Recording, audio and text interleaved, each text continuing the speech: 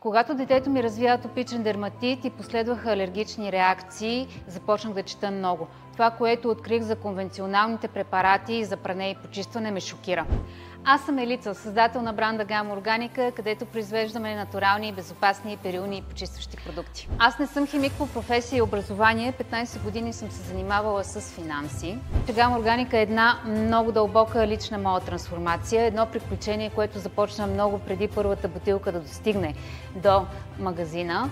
И това се случи с ролята ми на майка, когато започнах да внимавам за всичко, което влиза в дома ми. От храната, през козметиката до перилните почистващите препарати. Конвенционалните препарати са честа, но за съжаление много скрита и неосъзната причина за задълбочаване на кожни, респираторни и дори ендокринни проблеми.